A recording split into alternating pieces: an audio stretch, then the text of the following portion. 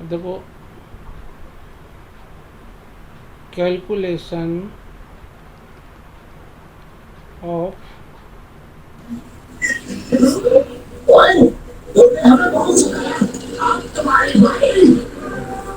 Hybridisation, calculation of hybridisation. इसके लिए formula है, वो ध्यान से समझें। तो इसके लिए फॉर्मूला है x equal to surrounding atom plus half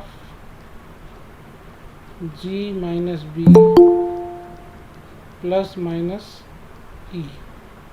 अब देखो, ये सब अपन समझ लेते ये हैं क्या। वेयर x जो है number of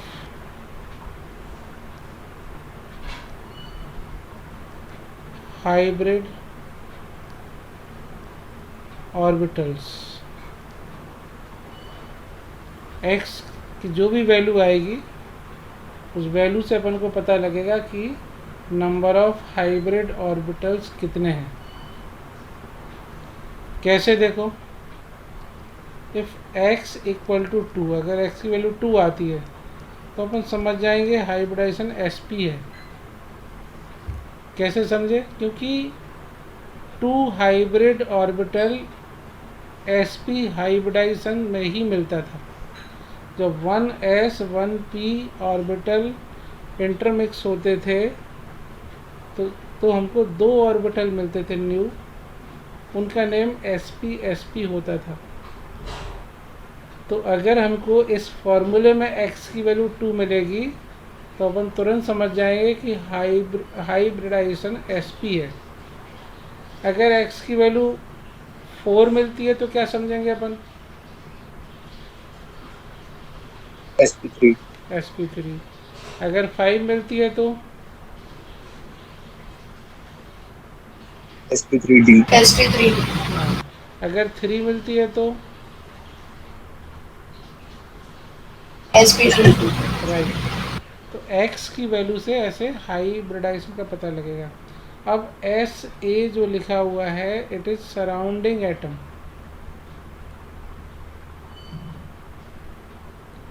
surrounding atom, surrounding atom किसके, कोई भी मॉलिक्यूल है जिसमें मोर देन 2 एटम से बना हुआ है, मोर देन 2 एटम से, तो उसमें पक्का है एक सेंट्रल एटम होंगे, बाकी के सराउंडिंग एटम होंगे। ये बात समझते हैं कि अगर कोई मॉलिक्यूल मोर देन 2 एटम से बना हुआ है तो उसमें कोई ना कोई एक एटम सेंट्रल एटम होगा, बाकी के एटम सराउंडिंग एटम बोले जाएंगे। जैसे एग्जाम्पल के लिए NH3 है, NH3 में NH3 कितने एटम से बना हुआ है,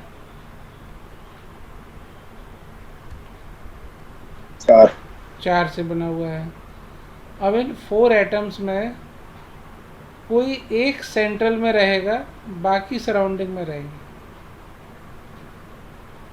तो जनरली ये रहता कि जिसकी इलेक्ट्रोनेगेटिविटी हाई होती है, जो कम क्वांटिटी में प्रेजेंट होता, वो सेंट्रल पर आ जाता। जैसे इसमें जनरली, हमेशा ऐसा नहीं लेकिन जनरली ऐसा होता है। एन, ये H लग गया, ये H लग गया, ये H लग गया। तो NH3 में सराउंडिंग के एटम कितने हैं,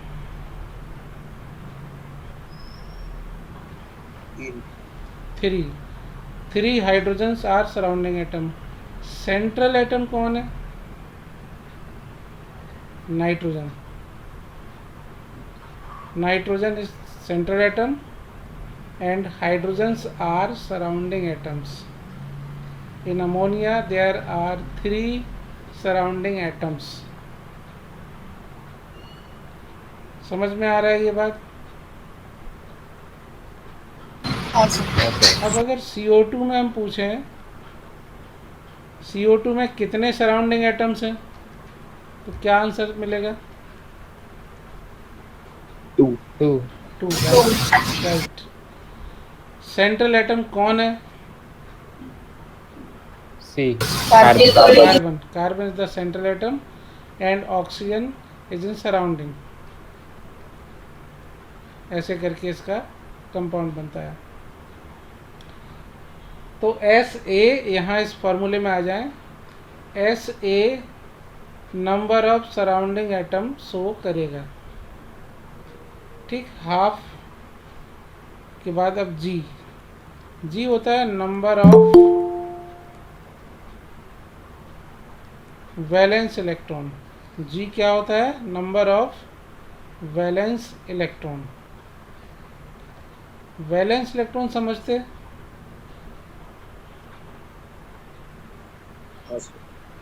हाँ सर। हाँ, क्या होता है valence electron? Number of electrons present in outer most shell of atom. अगर बोला जाए नाइट्रोजन के वैलेंस इलेक्ट्रॉन कितने हैं, तो क्या आंसर देंगे? तो नाइट्रोजन का एटॉमिक नंबर होता है 7।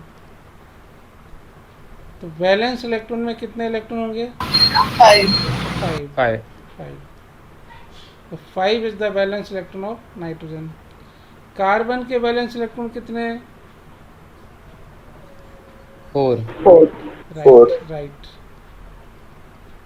तो ऐसे जो भी सेंट्रल एटम होगा उसके वैलेंस इलेक्ट्रॉन काउंट करेंगे। उन वैलेंस इलेक्ट्रॉन की जो नंबर होगी दैट इज जी। इस फॉर्मूले में कैपिटल जी रिप्रेजेंट कर रहा है number of valence electron of central atom. किसको शो कर रहा है? Number of valence electron of central atom. अब फॉर्मूले में आगे हैं V। तो V रिप्रेजेंट करेगा वैलेंसी ऑफ सेंट्रल एटम। अब देखो वैलेंसी ऑफ सेंट्रल एटम कैसे कैलकुलेट करेंगे। वैलेंसी ऑफ सेंट्रल एटम कैसे कैलकुलेट करेंगे? तो valency of central atom equal to number of surrounding atom into valency of surrounding atom.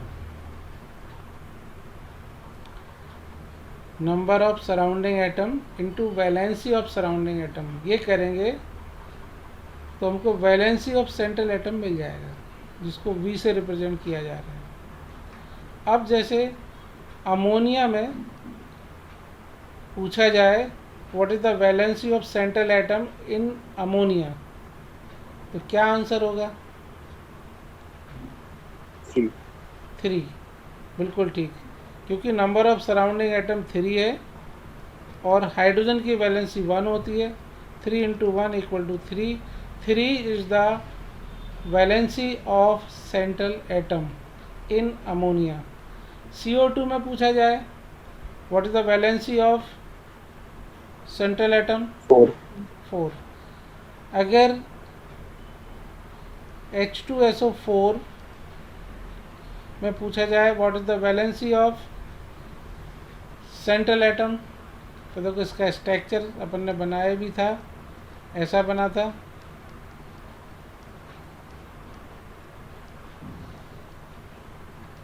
ऐसा। अब इस sulphur is the central atom of H2SO4।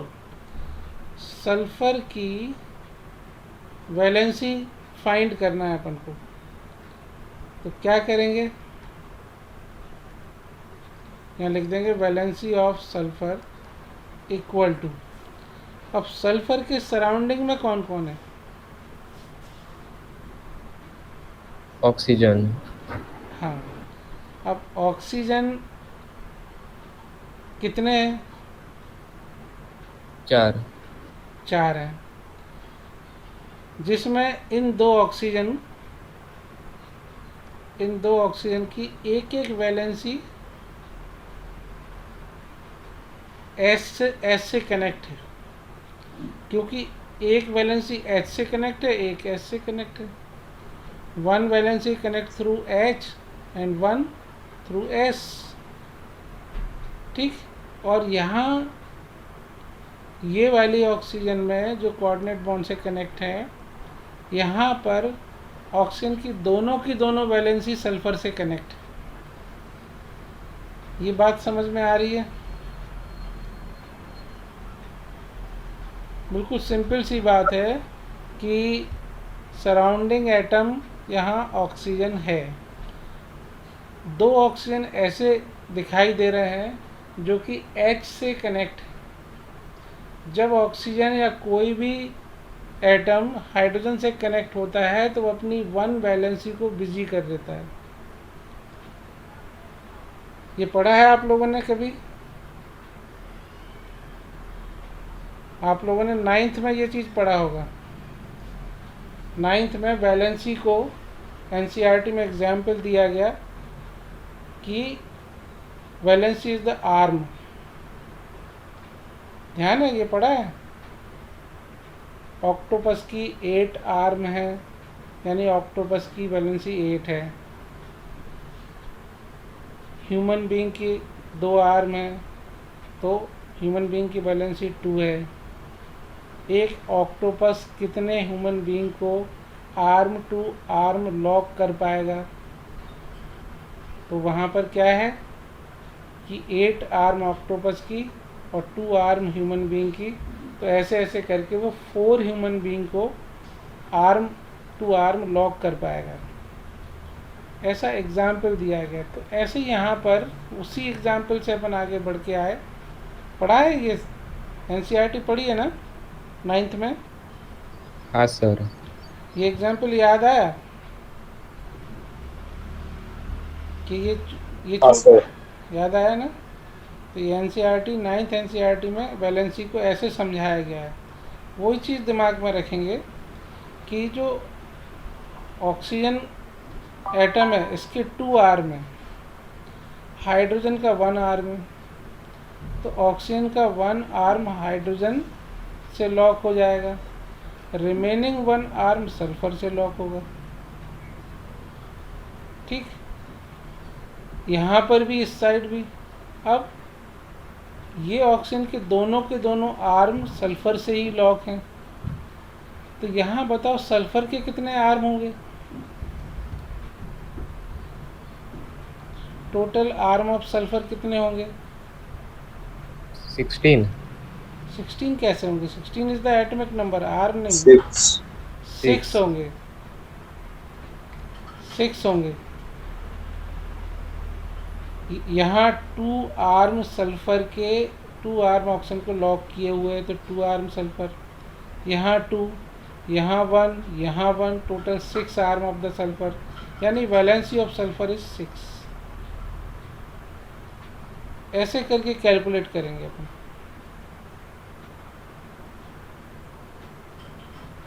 समझ में आ रहा? अब जैसे हाँ ये एक कंपाउंड था HNO3, इसमें नाइट्रोजन की वैलेंसी कितनी होगी?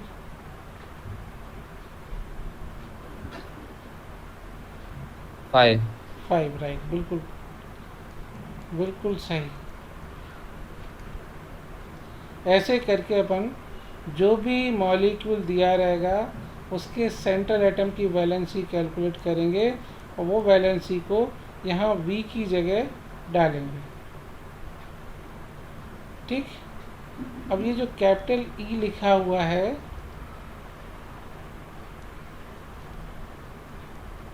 It is charge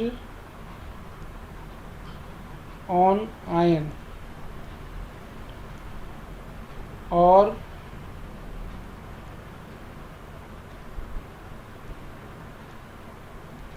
number of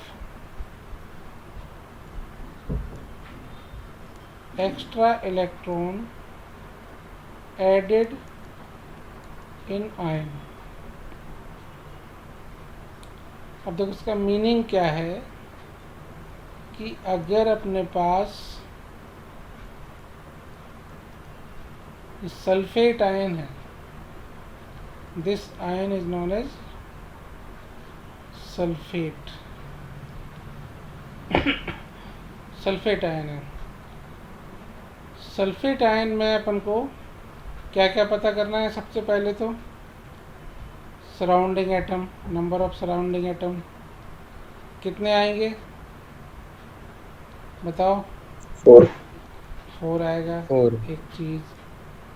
फिर अपन को जी फाइंड करना है। जी क्या है? Valence electron of central atom.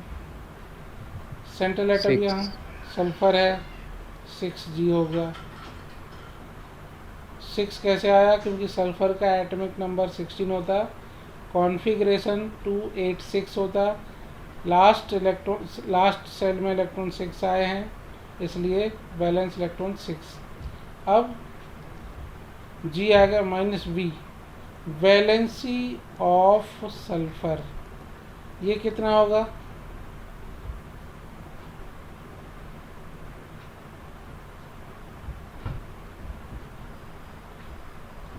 Valency of sulphur के लिए अपन इसको फिर ऐसे ड्रॉ करके देख लेंगे।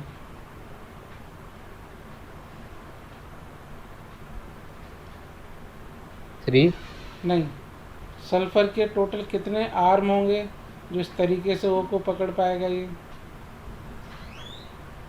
ओ हैज़ 2 आर्म, तो ये वाले ओ के 4 आर्म सल्फर ने लॉक किए हुए हैं, तो 4 तो यही हो गए, 1 ये टोटल 6। तो 6 is the valency of sulphur in sulphate ion. जैसे सल्फ्यूरिक एसिड में आ रहा था वही सल्फेट आयन में भी आया। अब जो ई है, कैपिटल ई, वो रिप्रेजेंट करता है number of added extra electron. अगर नेगेटिव आयन है तो उसमें जो नेगेटिव चार्ज आ रहा है, क्यों आ रहा है? तो वहाँ इलेक्ट्रॉन एक्स्ट्रा ऐड हुए। हाँ, इलेक्ट्रॉन एक्स्ट्रा ऐड हुए। तो कितने इलेक्ट्रॉन एक्स्ट्रा ऐड हुए? 2। तो ई की वैल्यू +2 होगी। अगर कोई पॉजिटिव चार्ज का आयन होता तो ई की वैल्यू माइनस में होती, क्योंकि पॉजिटिव चार्ज का जो आयन होगा उसमें इलेक्ट्रॉन की लॉस हुई होगी। तो number of extra electron added और लॉस्ट इन आयन, इसको रिप्रेजेंट करता है कैपिटल ई। इतना समझ में आ रहा है? हाँ सर। अब देखो इस फॉर्मूले को यूज़ कैसे करेंगे। जैसे कि अपन को बोला गया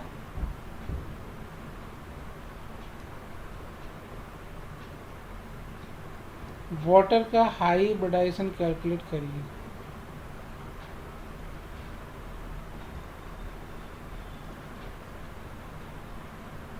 तो फॉर्मूला लिख लेंगे x = surrounding atom plus half G - B plus minus E, ये फार्मूला लिख लिया।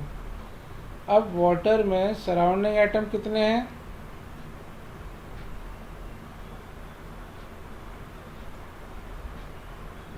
बताएं, जल्दी जल्दी बताते जाएं। 2। Half. Valence electron of central atom कितना है? 1 valence electron of central atom oxygen है 6। और ऑक्सीजन के वैलेंस इलेक्ट्रॉन कितने होते हैं? 6। सभी को ये समझ में आया कि नहीं कि ऑक्सीजन के 6 वैलेंस इलेक्ट्रॉन कहाँ से आ गए? ये सबको समझ में आ रहा है कि नहीं? हाँ सर। हाँ। अब वैलेंसी ऑफ सेंट्रल एटम कितना है इस कंपाउंड में, वाटर में? 2, राइट। अब इस वाटर में तो कोई चार्ज है ही नहीं। जब कोई चार्ज नहीं है तो प्लस माइनस करके 0 कर देंगे। अगर प्लस चार्ज होता, +1 होता, तो -1 कर देते, माइनस का चार्ज होता तो प्लस करके जितना चार्ज है वो लिख देते हैं। यहाँ कोई चार्ज नहीं है तो प्लस माइनस 0। अब इसको सॉल्व कर लें तो x equal to 2 plus half 6 minus 2 यानी 4। इसको सॉल्व करेंगे तो x equal to 2 equal to 4।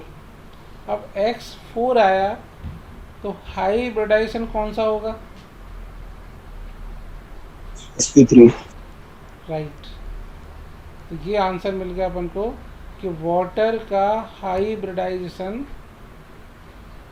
sp3 होता है।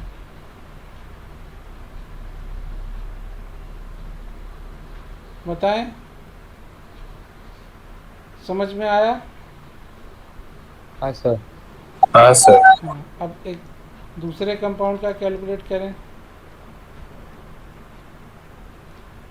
अमोनिया का कैलकुलेट करें। x equal to number of surrounding atom half g minus b plus minus e। इसमें सराउंडिंग एटम कितने हैं? 3। Valence electron of central atom कितने हैं? 5। वैलेंसी ऑफ सेंट्रल एटम कितनी है? 3, क्योंकि सेंट्रल एटम इसमें नाइट्रोजन है। और वैलेंसी ऑफ नाइट्रोजन कैसे कैलकुलेट करते? Number of surrounding atom into valency of surrounding atom. तो सराउंडिंग एटम 3 है, वैलेंसी ऑफ हाइड्रोजन 1 है, तो 3 इंटू 1 करेंगे तो 3 आ जाएगा। 3 is the valency of central atom. Charge इसमें भी कुछ नहीं है तो प्लस माइनस करके 0 कर दिया। अब इसको सॉल्व कर लेंगे। ये 3, ये 5 माइनस 3 2/2, यानी ये ऐसा आ जाएगा और ये कैंसिल हो जाएगा। Therefore x equal to 3 plus 1 equal to 4। 4 है तो फिर से sp3 हाइब्रिडाइजेशन।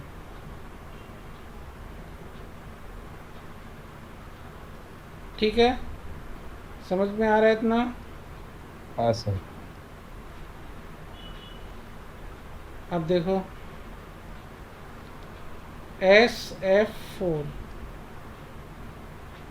इसका बताओ, इसका हाइब्रिडाइजेशन आप लोग कैलकुलेट करो और बताओ हमको कौन सा हाइब्रिडाइजेशन है।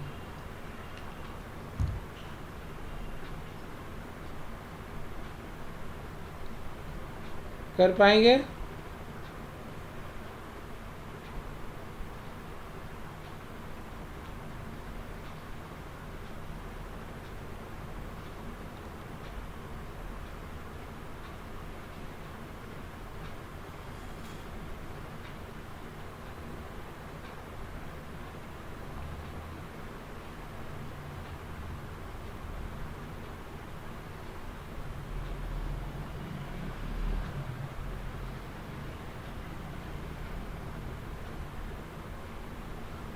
सर हाँ, sp3d। sp3d बिल्कुल right, very good.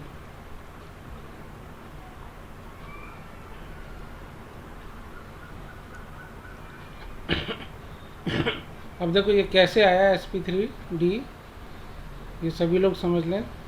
x equal to number of surrounding atom 4 plus half valence electron of central atom. Central atom is sulphur, sulphur के valence electron 6 minus valency of sulphur 4 into 1, क्योंकि fluorine की valency 1 होती है तो 4 into 1 यानी 4। इस पर भी कोई चार्ज नहीं है, यस। अब x equal to 4 plus 1/2, 6 minus 4 यानी 2। It is equal to 4 plus 1 equal to 5। 5 यानी sp3d।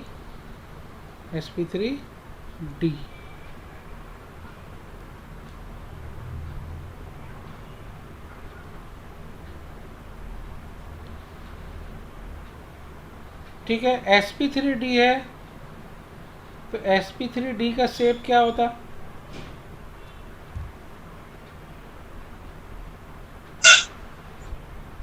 बताएं। ट्राइगोनल बाइपिरामिड। ट्राइगोनल बाइपिरामिडल, बिल्कुल ठीक। sp3d का शेप होता है ये। नेक्स्ट,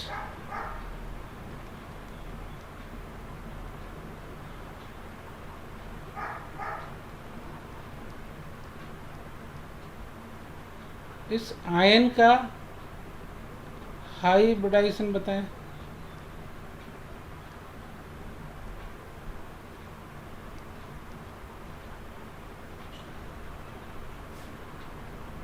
सल्फेट आयन का सभी लोग ट्राई करें, और ट्राई करते टाइम जहाँ प्रॉब्लम आ रही है वो डिस्कस करें, क्योंकि जब आप लोग सॉल्व करोगे और जो प्रॉब्लम आएगी वो डिस्कस करोगे तो आप लोग को वो चीज़ अप्लाई करना आ जाएगी, और क्वेश्चन सॉल्व करने में एप्लीकेशन पार्ट बहुत इम्पोर्टेंट होता है।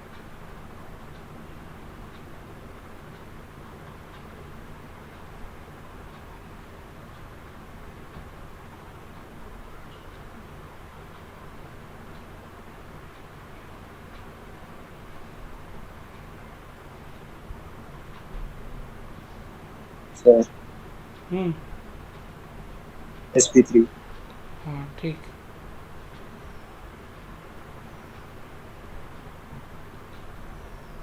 देख लें, x equal to surrounding atom 4 plus half, valence electron sulphur के 6, valency of sulphur in sulphate ion अभी ऊपर सीखा था अपन ने, वो भी 6 आया था।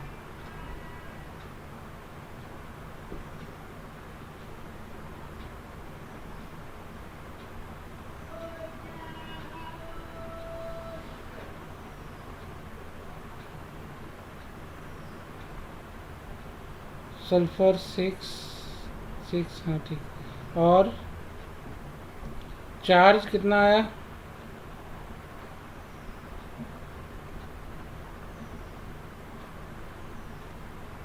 चार्ज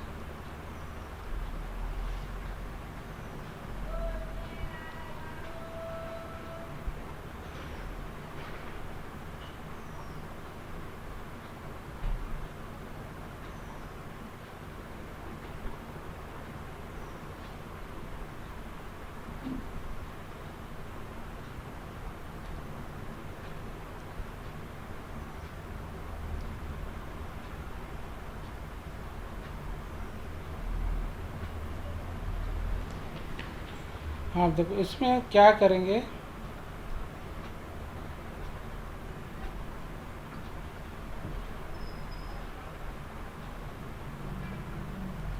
इसमें अपन को सल्फर की ही वैलेंसी 8 लेनी पड़ेगी। कैसे? जो O है, तो O किसी और से कनेक्ट नहीं है, सल्फर से ही है, ठीक। तो यहाँ पर अपन को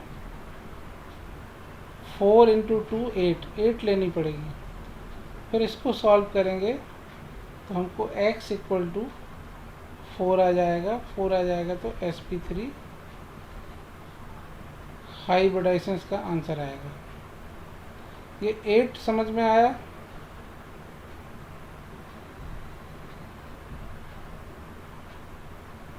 क्योंकि यहाँ ऑक्सीजन से कोई और कनेक्ट है ही नहीं, सल्फर ही ऑक्सीजन से कनेक्ट है, तो सारे ऑक्सीजन सल्फर के लिए काउंट होंगे।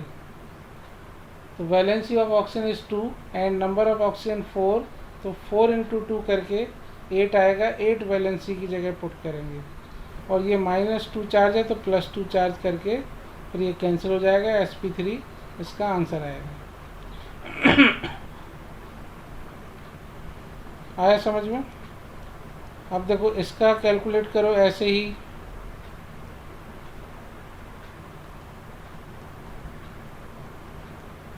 इसको बोलते हैं कार्बोनेट आयन।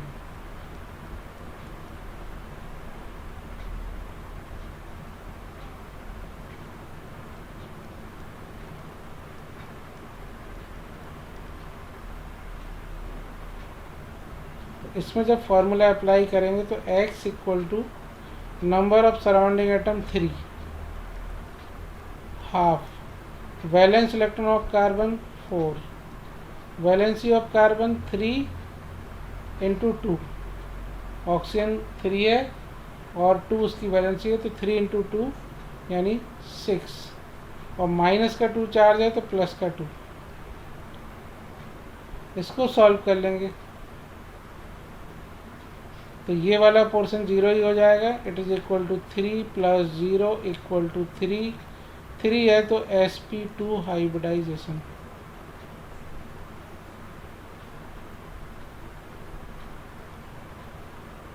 समझ में आ रहा?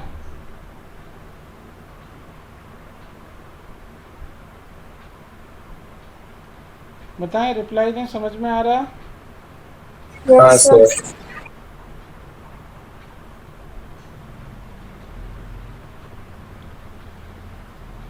अब देखो PCl 5 का कैलकुलेट करें।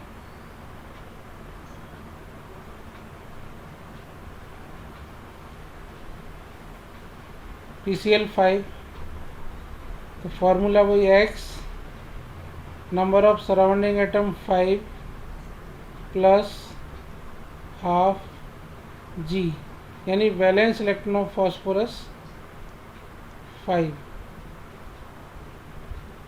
माइनस वैलेंसी 5, क्योंकि 5 chlorine number of surrounding atom 5 है और Cl हेलोजन है, इसकी वैलेंसी 1 होती है, तो 5 इंटू 1 5 आ गया valency of central atom. Charge कुछ भी नहीं है, प्लस माइनस 0 कर दिया। इट इज इक्वल टू 5 आया। 5 आने का मतलब हुआ sp3d।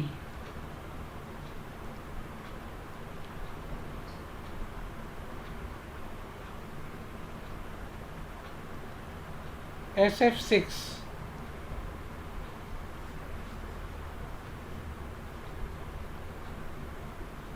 इसका कैलकुलेट करें तो x equal to surrounding atom number of surrounding atom 6 plus half valence electron of central atom. Central atom यहाँ पर सल्फर है, सल्फर के valence electron 6, valency of sulphur also 6 कैसे आया? तो नंबर ऑफ सराउंडिंग एटम 6 है और सराउंडिंग एटम की वैलेंसी 1 है, तो 6 इंटू 1 करेंगे तो वैलेंसी ऑफ सेंट्रल एटम आ जाएगा और ये वैल्यू पुट करेंगे, ये 0 हो जाएगा। इट इज़ इक्वल टू 6 यानी sp3d2।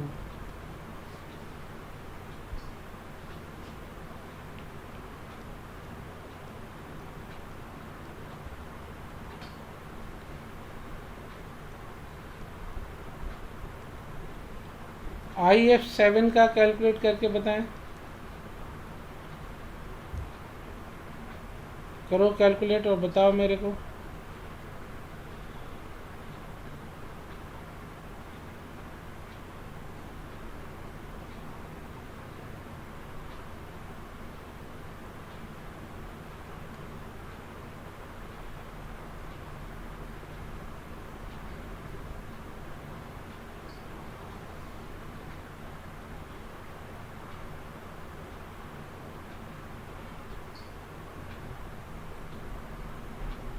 Sir sp3d3। हाँ ठीक।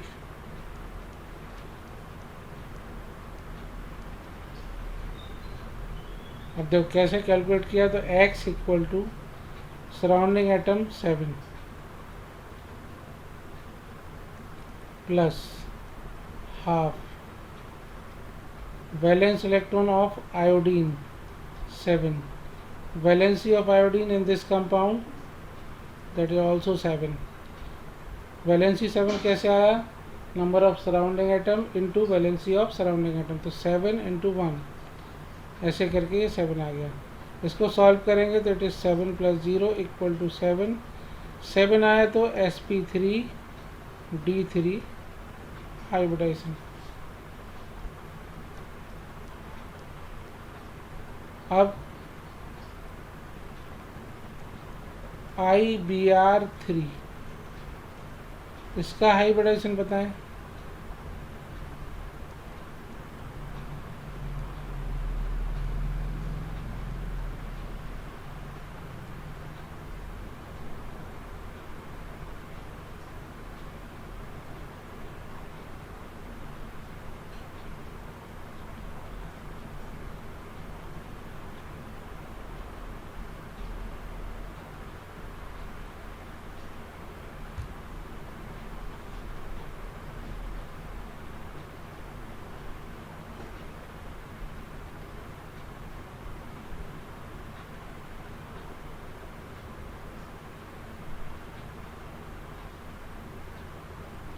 सभी लोग ट्राई करें। सभी ने अभी सीखा है, फार्मूला भी सबने सीखा, फार्मूले में क्या क्या वैल्यू हैं, कैसे पुट करते, एप्लीकेशन भी सीखा। तो सभी लोग ट्राई करें और बताएं हमको IBr3 का हाइब्रिडाइजेशन क्या है, ये बताएं।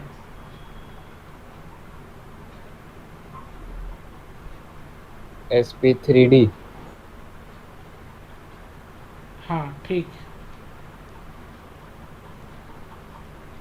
अब जो कैसे आया सभी लोग समझ लें। x equal to surrounding atom 3 plus half valence electron of central atom. Central atom is iodine, iodine is a halogen, halogens have 7 valence electron. तो 7 माइनस वैलेंसी ऑफ आयोडीन कितनी होगी, तो number of surrounding atom 3, valency of Br is 1 because Br is also halide. तो valency of iodine in this compound is 3 into 1 equal to 3।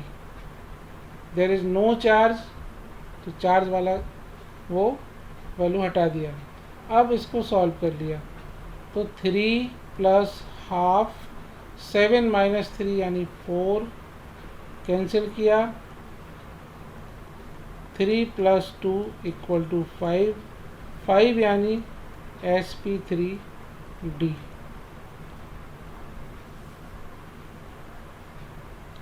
समझ में आया? हाँ sir. हाँ सर। अब I3 नेगेटिव, ये एक आयन है, इसका हाइब्रिडाइजेशन कैलकुलेट करके बताओ।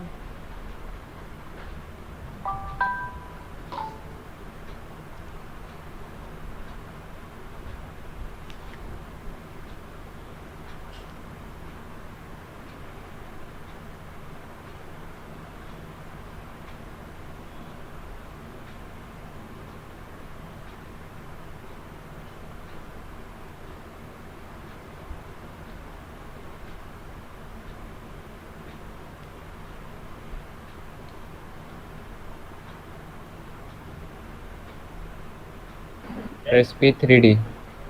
हाँ राइट।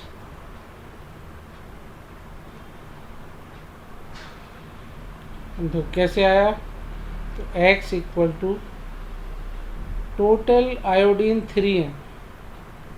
जब 3 आयोडीन है तो एक सेंट्रल पर होगा, बाकी के दोनों सराउंडिंग पर होंगे। जब 3 एटम है तो पक्का है एक तो सेंट्रल है ही, और एक सेंट्रल वाला हटा दे तो रिमेनिंग 2 आर सराउंडिंग, तो सराउंडिंग एटम यहाँ पर 2 हो जाएंगे। Half valence electron of central atom, central atom iodine है, आयोडीन हैलाइड है, valence electron 7। Valency of surrounding atom into valency of surrounding atom. Valency of central atom के लिए क्या करना होगा, सराउंडिंग एटम कितने हैं, तो 2 आयोडीन सराउंडिंग में है। आयोडीन की वैलेंसी 1 होती है, 2 into 1 यानी 2 is the valency of central iodine. -1 charge है तो +1 इलेक्ट्रॉन। इसको सॉल्व कर लेंगे, यह आ जाएगा 2 + 1/2 4 आया। नहीं, 6 आएगा, 6 आएगा सर। 6 आएगा, 6। अब इसको सॉल्व किया, 3, 2 + 3 = 5, 5 यानी sp3d। तो ये कुछ एग्जाम्पल दिए जिससे अपन को ये क्लियर हुआ कि कैलकुलेट कैसे करना है हाइब्रिडाइजेशन को। समझ में आया ये?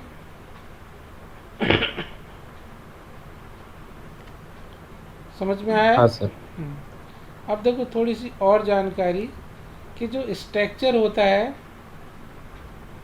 उन स्ट्रक्चर्स में एक होते हैं bonding electrons, bonding electron pair, जिसको अपन शॉर्ट में ऐसे बॉन्ड पेयर BP लिखते हैं, बॉन्ड पेयर। और दूसरा होता है लोन पेयर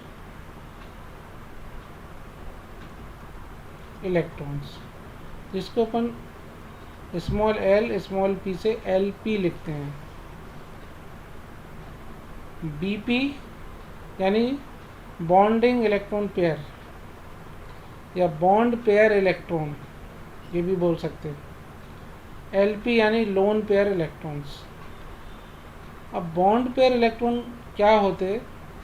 तो bond pair electron equal to number of surrounding atom, जितने भी सराउंडिंग एटम होंगे वही बॉन्ड पेयर इलेक्ट्रॉन को रिप्रेजेंट करेंगे। ठीक। अब लोन पेयर इलेक्ट्रॉन क्या होगा? तो जो X आएगा, टोटल हाइब्रिड ऑर्बिटल जो आएंगे X minus bond pair electrons. तो जो बॉन्ड पेयर आए अपने सराउंडिंग एटम के बराबर और उससे X कैलकुलेट किया अपन ने, X यानी हाइब्रिड ऑर्बिटल्स। हाइब्रिड ऑर्बिटल से जब बॉन्ड पेयर इलेक्ट्रॉन को माइनस करेंगे तो हमको लोन पेयर इलेक्ट्रॉन्स मिल जाएंगे। ये तो हुआ कॉन्सेप्ट। अब इसको अप्लाई करें अपन। जैसे अमोनिया है, अमोनिया का X क्या आया था? 4 आया था, अभी अपन ने थोड़ी देर पहले किया। sp3 हाइब्रिडाइजेशन आया था।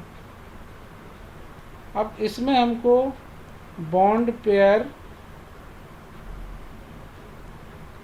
बताने हैं और लोन पेयर इलेक्ट्रॉन बताने हैं। कितने होंगे bond pair lone pair? Bond pair 3, loan pair 1। हाँ, बॉन्ड पेयर 3, क्योंकि सराउंडिंग एटम 3 है, नंबर ऑफ सराउंडिंग एटम के बराबर ही बॉन्ड पेयर इलेक्ट्रॉन होते हैं। अब लोन पेयर की जब बारी आएगी तो अपन क्या करेंगे? X की value X 4 minus bond pair, तो remaining 1 is the lone pair. यानी अपन ये बोल सकते हैं sp3 का हाइब्रिडाइजेशन, अमोनिया का हाइब्रिडाइजेशन sp3 है and it contain 3 bond pair 1 lone pair. इतना समझने में कोई दिक्कत तो नहीं?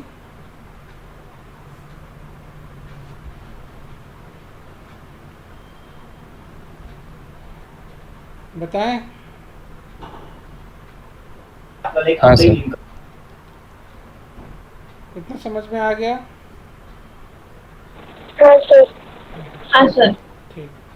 अब देखो यही कॉन्सेप्ट से अपन वाटर में बताएंगे। वाटर में हाइब्रिडाइजेशन क्या है वो तो अपन ने कैलकुलेट किया था, sp3 है। इसमें बॉन्ड पेयर कितने हैं, लोन पेयर कितने हैं?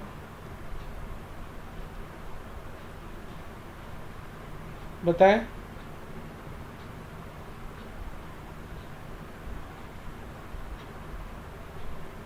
वाटर में बॉन्ड पेयर 2 लोन पेयर 2। हाँ बॉन्ड पेयर 2, क्योंकि सराउंडिंग एटम 2 है। x की वैल्यू इसकी आती है 4। तो जब लोन पेयर फाइंड करने होंगे तो हम क्या करेंगे, x की वैल्यू माइनस बॉन्ड पेयर 2। तो 2 bond pair 2 lone pair sp3 hybridisation of H2O। H2O का हाइब्रिडाइजेशन sp3 है। It contain 2 bond pair and 2 lone pair.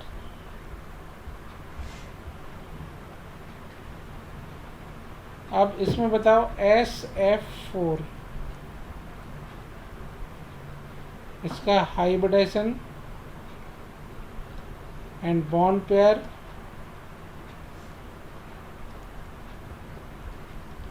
Lone pair की नंबर, x की वैल्यू और हाइब्रिडाइजेशन,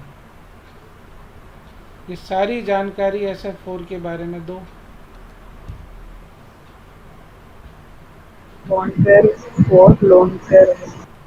हाँ bond pair 4 lone pair 1 and x की value 5, hybridisation sp3d। ठीक है। अब इसके बारे में I3 नेगेटिव, इसके बारे में सारी जानकारी, x की value, hybridisation, bond pair, lone pair.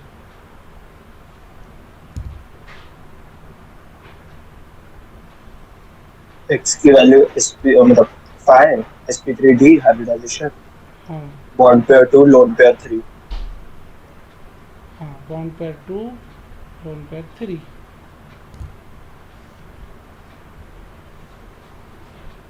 ठीक है।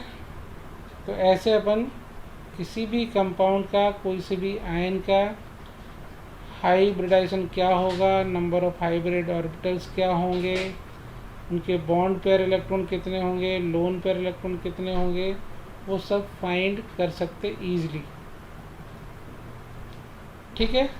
अब देखो कल अपन इसके आगे सीखेंगे in bond pair, lone pair और हाइब्रिडाइजेशन को अप्लाई करके वैलेंस शेल इलेक्ट्रॉन पेयर